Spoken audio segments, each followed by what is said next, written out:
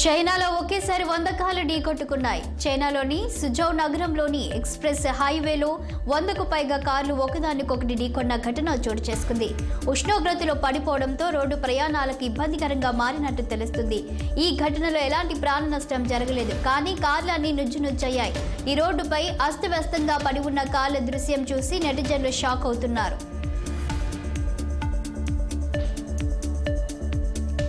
హైదరాబాద్లో నూతన మెట్రో మార్గాలకు త్వరలో ప్రభుత్వం శంకుస్థాపన చేయనున్నట్లు సీఎం రేవంత్ రెడ్డి వెల్లడించారు. జీహెచ్ఎంసీ, హెచ్ఎండీఏ పరిధిలో భవన నిర్మాణ అనుమతుల దస్తరాలు కనిపించడం లేదని, అనుమతులు ఆన్లైన్లో సక్రమంగా ఇవ్వడం లేదని ఆగ్రహం వ్యక్తం చేశారు. క్షేత్రస్థాయి అధికారులు ఇష్టానుసారం అనుమతులు మంజూరు చేస్తున్నారని తెలిపారు. 15 రోజుల్లో హెచ్ఎండీఏ, జీహెచ్ఎంసీలో విజిలెన్స్ సోదాలు జరుగుతాయని, ఇష్టానుసారం వ్యవహరిస్తే అధికారులందరూ ఇంటికి వెళ్లాల్సిందేనన్నారు. ఆన్లైన్లో లేకుండా ఇచ్చిన అనుమతుల జాబితా సిద్ధం చేయాలని అధికారులను ఆదేశించారు. జీహెచ్ఎంసీ పరిధిలో గ్రూప్ 1 అధికారులు కమిషనర్లుగా ఉండాలని స్పష్టం చేశారు. కొత్త కార్పొరేషన్లకు ఐఏఎస్ అధికారుల్ని కమిషనర్లుగా నియమించి హైదరాబాద్లోని విలువైన ప్రభుత్వ ఆస్తుల జాబితాను సిద్ధం చేసి ప్రభుత్వానికి అందజేయాలన్నారు ముఖ్యమంత్రి రేవంత్ రెడ్డి.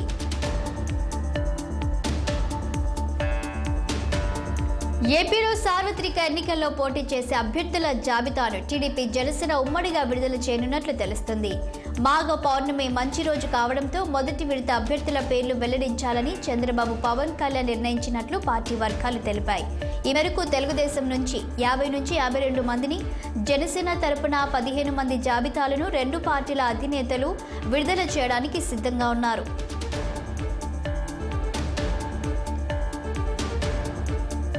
భారత ఇమిగ్రేషన్ డేటాను చైనా హ్యాకర్ల హ్యాకింగ్ చేశారు. చైనాకు చెందిన హ్యాకింగ్ ముఠాలు విదేశీ ప్రభుత్వాలు, సంస్థలపై భారీ సైబర్ దాడులకు పాల్పడుతున్నారు.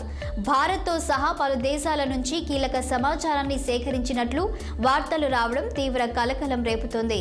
చైనా ప్రభుత్వ మద్దతున్న ఓ హ్యాకింగ్ సంస్థకు చెందిన కీలక పత్రాలు ఇటీవల లీక్ అయ్యాయి. ఆ డాక్యుమెంట్లలో విదేశీ ప్రభుత్వాలు, కంపెనీలు మౌలిక సదుపాయాలను లక్ష్యంగా చేసుకుని ఈ హ్యాకర్లు భారీ సైబర్ దాడులకు పాల్పడినట్లు అందులో పేర్కొంది. మైక్రోసాఫ్ట్, యాపిల్, గూగుల్కి చెందిన సాఫ్ట్వేర్ వ్యవస్థలో లోపాలను ఉపయోగించుకుని వారు ఈ దాడులకు పాల్పడుతున్నారు. ఈ లీక్ అయిన పత్రాలు షాంఘై కేంద్రంగా పనిచేస్తున్న ఐసూన్ అనే కంపెనీకి చెందినవని వాషింగ్టన్ ఓ పోస్ట్ ద్వారా తెలిపింది. ఢిల్లీ లిక్కర్ కేసులో ఎమ్మెల్సీ కవితను 41A నిందితురాలిగా సిబిఐ చేర్చింది. లిక్కర్ కేసులో ఏడాది గ్యాప్ తర్వాత ఎమ్మెల్సీ కవితకు సిబిఐ నోటీసులు జారీ చేసి నిందితురాలిగా పేర్కొనడం కలకలం రేపుతుంది. గతంలో ఇంటికొచ్చి స్టేట్మెంట్ తీసుకున్న సిబిఐ ఈ 26న ఢిల్లీకి విచారణకు రావాలంటూ నోటీసులు ఇచ్చింది. 2022 డిసెంబర్లో కవితను తన ఇంటికి వచ్చి 160 సిఆర్పిసి కింద సిబిఐ ప్రశ్నించింది. ఇప్పటికీ కేసులో 3 సార్లు కవితను ఈడీ విచారించింది. లిక్కర్ కేసులో కీలక నిందితులు అప్రూవర్లుగా మారడంతో వారి స్టేట్మెంట్ల ఆధారంగా కవితకు సిబిఐ నోటీసులు జారీ చేసింది. లిక్కర్ కేసులో నిందితులు మాగుంట రాఘవ, శరత్చంద్రారెడ్డితో పాటు కవిత ఢిల్లీ పిఏ అశోక్ కౌశిక్ అప్రూవర్గా మారడంతో కేసు కీలక మలుపు తిరిగింది. పిఏ అశోక్ జడ్జి ముందు సంచలన విషయాలు చెప్పడంతో లిక్కర్ కేసులో పలువురికి ముడుపులు అందించినట్టు అంగీకరించాడు. దీంతో అశోక్ను, కవితను నిందితులుగా చేర్చి విచారించేందుకు సిబిఐ సిద్ధమైంది. అశోక్ ఇచ్చిన సమాచారంతో కవితను ప్రశ్నించనున్నారు సిబిఐ అధికారులు.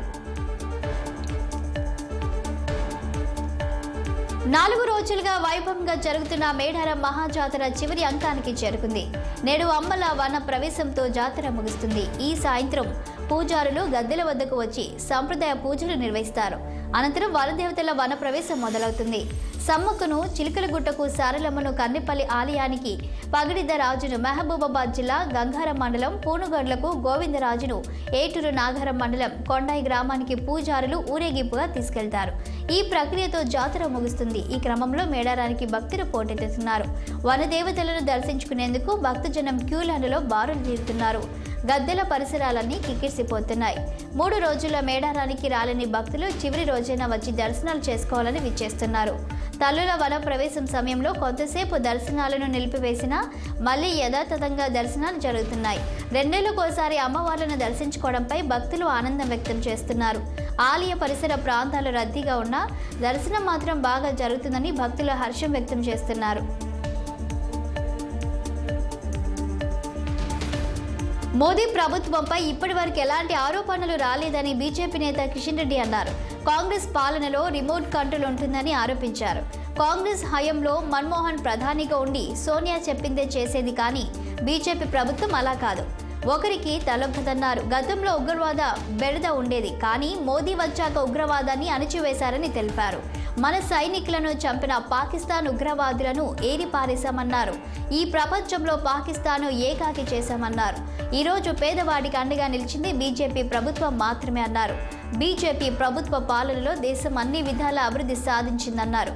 గతంలో వస్తువులను ఇతర దేశాల నుంచి దిగుమతులు చేసుకునేది, కానీ ప్రస్తుతం ఇతర దేశాలకి ఎగుమతులు చేసే స్థాయికి భారత్ చేరిందన్నారు. టెట్ డిఎస్సి పరీక్షల మధ్య సమయం ఉండేలా చూడాలన్న పిటిషన్పై ఏపీ హైకోర్టులో విచారణ జరిగింది. షెడ్యూల్ మార్చాలన్న పిటిషన్పై మధ్యంతర ఉత్తర్వులు ఇచ్చేందుకు ఉన్నత న్యాయస్థానం నిరాకరించింది. దీనిపై కౌంటర్ దాఖలు చేయాలని ప్రభుత్వాన్ని ఆదేశించింది. తుది విచారణను ఈ నెల 28కి వాయిదా వేసింది. పరీక్షల మధ్య సమయం ఉండేలా ఆదేశించాలని కొందరు అభ్యర్థులు హైకోర్టులో పిటిషన్ వేసిన విషయం తెలిసిందే. టెట్ డిఎస్సి పరీక్షలకు కనీసం నెల రోజుల వ్యవధి ఇవ్వడం సముచితమని హైకోర్టు ఇటీవల ప్రాథమికంగా అభిప్రాయపడింది. షెడ్యూల్లో మార్పులు చేసే ఆలోచన ఏమైనా ఉందా అని ప్రభుత్వాన్ని ప్రశ్నించింది. సంతృప్తికర సమాధానం రాకపోవడంతో తగిన ఉత్తర్వులు జారీ చేస్తామంటూ విచారణను వాయిదా వేసిన విషయం తెలిసిందే. తాజాగా విచారించిన న్యాయస్థానం కౌంటర్ దాఖలు చేయాలని ప్రభుత్వాన్ని ఆదేశించింది. సొంత గూటికి చేరిన మంగళగిరి మాజీ ఎమ్మెల్యే ఆళ్ల రామకృష్ణారెడ్డిపై AP PCC chief YS Sharmila ఆసక్తికర కామెంట్స్ చేశారు. ఆర్కే నాకు చాలా దగ్గర మనిషి. ఆయన ఎక్కడున్నా బాగుండాలి, సమానంగా ఉండాలి, సంతోషంగా ఉండాలని కోరుకుంటున్నానని అన్నారు. ఆయన మీద చాలా ఒత్తిళ్లు ఉన్నాయని, ఒక చెల్లెలిగా ఆయనను అర్థం చేసుకున్నానని అన్నారు. ఒక మంచి పర్సన్ రాంగ్ ప్లేస్లో ఉన్నారని అన్నారు. ఆర్కే తిరిగి పార్టీలో చేరిన నేపథ్యంలో హ్యాపీగా ఉన్న వైసీపీ శిబిరంలో ఆయనపై ఒత్తిడులు ఉన్నాయన్న షర్మిల కామెంట్స్ కలవరపాటుకు గురి చేసేలా ఉన్నాయి. షర్మిల కామెంట్స్ని బట్టి చూస్తే ఆర్కేను బ్లాక్మెయిల్ చేసి తిరిగి పార్టీలోకి రప్పించారా అన్న అనుమానం మొదలవుతుంది. ఈ నేపథ్యంలో వైసీపీ, టీడీపీలు బీజేపీకి బానిసల్లా వ్యవహరిస్తున్నాయని ఎండగట్టారు. ప్రత్యేక హోదా విషయంలో జగన్, బాబులు ఇద్దరు విఫలమయ్యారని, రాష్ట్ర హక్కులను కాలరాస్తున్నారని అన్నారు. 2014లో కాంగ్రెస్ అధికారంలోకి వచ్చి ఉంటే ఏపీకి 10 ఏళ్ల పాటు ప్రత్యేక హోదా వచ్చేదని అన్నారు. పర్వతాల్లాంటి వైసీపీ, బీజేపీలను ఓడించాలంటే కలిసి పోరాటం చేయాలని భావించే కమ్యూనిస్టులతో పొత్తుకు ముందుకు వచ్చామని అన్నారు. హైదరాబాద్లో యువకుడి కిడ్నాప్ కలకలం రేపుతుంది. ఓ ఎంటర్టైన్మెంట్ ఛానల్లో యాంకర్గా పనిచేస్తున్న ప్రణవ్ను డిజిటల్ మార్కెటింగ్ బిజినెస్ నడుపుతున్న త్రిష అనే మహిళ ఇష్టపడింది. మ్యాట్రిమోనీలో చైతన్య రెడ్డి పేరుతో యువతి నకిలీ ఐడిని క్రియేట్ చేసుకుని ప్రణవ్తో పరిచయం ఏర్పరచుకుంది. యువకుడిని ట్రాప్ చేసి కిడ్నాప్ చేసి పెళ్లి చేసుకోవాలని రూమ్లో బంధించింది. యువతి చెర నుండి ప్రణవ్ తప్పించుకుని పోలీసులకు ఫిర్యాదు చేశారు. కేసు నమోదు చేసిన పోలీసులు త్రిషను అరెస్టు చేసి రిమాండ్కి తరలించారు.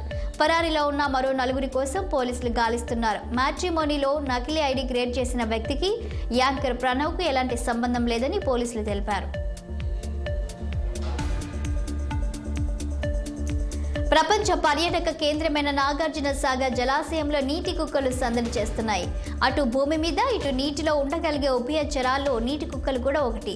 అరుదుగా కనిపించే నీటి కుక్కలు నాగార్జున సాగర్ రిజర్వాయర్లో దర్శనమిచ్చాయి. సాధారణ సముద్ర తీర ప్రాంతాల్లో అరుదుగా కనిపించే వాటర్ డాగ్స్ నల్గొండ జిల్లాలోని నాగార్జున సాగర్ రిజర్వాయర్లో సందడి చేశాయి. జలాశయంలో నీటి కుక్కలు కలియ తిరుగుతూ వీక్షకులకు కనువిందు చేస్తున్నాయి. నాగార్జున సాగర్లోని వీఐపీ శివాలయం పుష్కర ఘాట్ వద్ద ఈ వాటర్ డాగ్స్ దర్శనమిచ్చాయి. నీటి కుక్కలు కనిపించడంతో సందర్శకులు ఫోటోలు, వీడియోలో వాటిని బంధించారు. కనుమరుగైపోతున్న జాతుల్లో నీటి కుక్కలు కూడా ఒకటి. అటు భూమి మీద, ఇటు నీటిలో ఉండగలిగే ఉభయచరాల్లో నీటి కుక్కలు కూడా ఒకటి. 2 ఏళ్ల క్రితం ఒకసారి సాగర్ జలాల్లో నీటి కుక్కలను అటవీశాఖ అధికారులు గుర్తించారు. అయితే ఆ తర్వాత కాలంలో రిజర్వాయర్లో అవి కనిపించకుండా పోయాయి. తాజాగా సాగర్ జలాల్లో గతంలో కంటే ఎక్కువ సంఖ్యలోనే నీటి కుక్కలు జీవనం సాగిస్తున్నట్లు గుర్తించారు. నేను మలాలాను కాదు అంటూ బ్రిటిష్ పార్లమెంటు భవనంలో కశ్మీరీ హక్కుల కార్యకర్త యానా మీర్ చేసిన ప్రసంగం ప్రస్తుతం వైరల్గా మారింది. యూకే పార్లమెంటు నిర్వహించిన సంకల్ప్ దివస్ కార్యక్రమంలో భారత్కు వ్యతిరేకంగా పాకిస్తాన్ చేస్తున్న దుష్ప్రచారాన్ని కాశ్మీర్ జర్నలిస్ట్, సామాజిక కార్యకర్త యానా మీర్ తీవ్రంగా ఖండించారు. తీవ్రవాదుల బెదిరింపుల కారణంగా తాను దేశం విడిచి వెళ్లాల్సి వచ్చిన మలాలా యూసుఫ్ జాయ్ను కాదని ఆమె తన ప్రసంగంలో పేర్కొన్నారు. తాను భారతదేశంలో స్వేచ్ఛగా సురక్షితంగా ఉన్నట్టుగా ఆమె స్పష్టం చేశారు. భారతదేశం తన మాతృభూమిగా ఆమె పేర్కొన్నారు. తాను మలాలా యూసుఫ్ జాయ్ని కాదన్నారు. తాను భారతదేశంలో స్వేచ్ఛగా సురక్షితంగా ఉన్నానని చెప్పారు. భారతదేశంలో కాశ్మీర్ అంతర్భాగమని తెలిపారు. తాను మీ దేశంలో ఆశ్రయం పొందాల్సిన అవసరం లేదని చెప్పారు. తాను ఎప్పటికీ మలాలా యూసుఫ్ జాయ్గా ఉండనున్నారు. కానీ మలాలా తన దేశం గురించి చేసిన కొన్ని వ్యాఖ్యలపై ఆమె అభ్యంతరం వ్యక్తం చేశారు. కాంగ్రెస్ అగ్రనేత రాహుల్ గాంధీపై ప్రధాని మోదీ ఆగ్రహం వ్యక్తం చేశారు.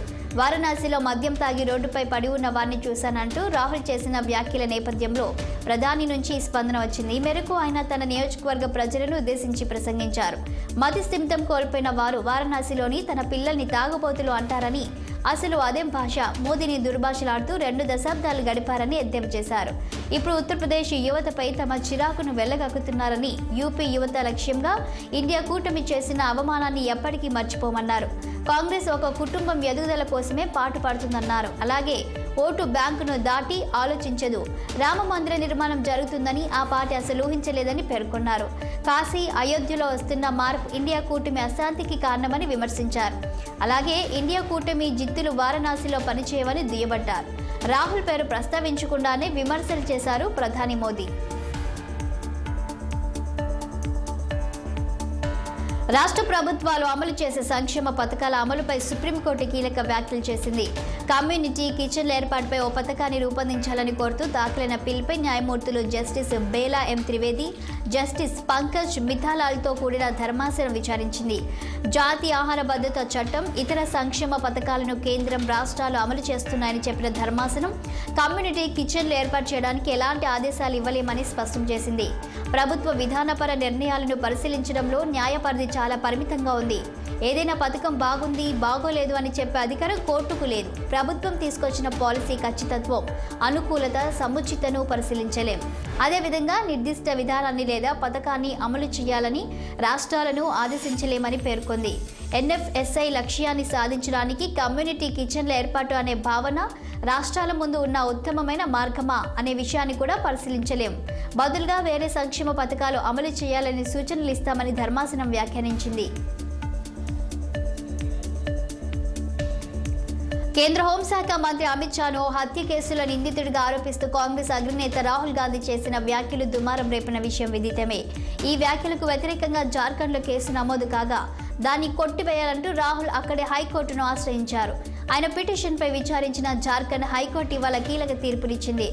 రాహుల్ అభ్యర్థనను తిరస్కరిస్తూ నిర్ణయం వెలువరించింది. 2018 మార్చి 18న జరిగిన ఏఐసీసీ ప్లీనరీలో రాహుల్ గాంధీ బీజేపీకి వ్యతిరేకంగా ప్రసంగించారని, అమిత్ షాను హత్య నిందితుడిగా అభివర్ణించారని ఆరోపిస్తూ బీజేపీ నేత నవీన్ ఝా రాహుల్ గాంధీపై ఫిర్యాదు చేశారు.